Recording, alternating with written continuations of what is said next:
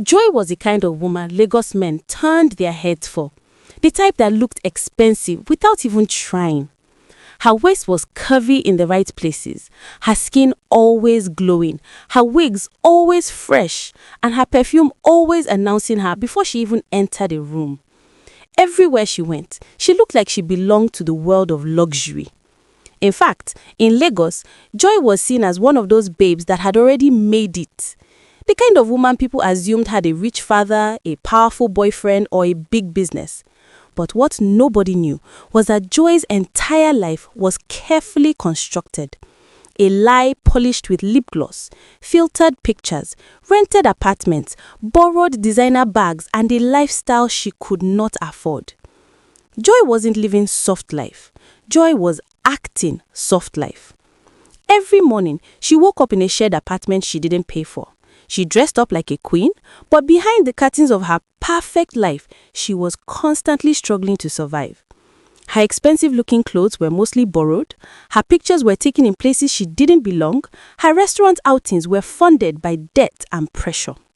Because in Lagos, looking broke is like being invisible, and Joy refused to ever be invisible again. The truth was, Joy came from a home so poor that growing up she had to understand hunger before she even understood happiness. She had watched her mother suffer. She had watched her family beg for help from relatives who never cared. She had watched her younger siblings cry for what other children got freely. Joy had promised herself she would never return to that life. So when she got to Lagos, she created a new version of herself. A version that wouldn't be pitied, a version that would be respected, a version that would never be looked down on. And for a while, it worked. Her social media became her weapon. Her confidence became her shield. People admired her, even when she was empty inside. Lagos women envied her. Lagos men chased her. And slowly, Joy began to believe her own lie.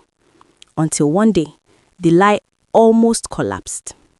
It happened on a Saturday afternoon when Joy stepped into a classy restaurant in Lekki, like she owned the city. Her appearance alone made people stare. She looked like money. She looked like peace. She looked like the kind of woman that never worried about rent. She sat comfortably, ordered expensive meals, and smiled like everything was fine. But deep down, Joy was shaking because her bank account was already finished. She had spent her last money trying to keep up appearances, and when it was time to pay, her card declined. At first, she thought it was a network issue. Then it declined again, and in that moment, Joy's heart dropped because Lagos embarrassment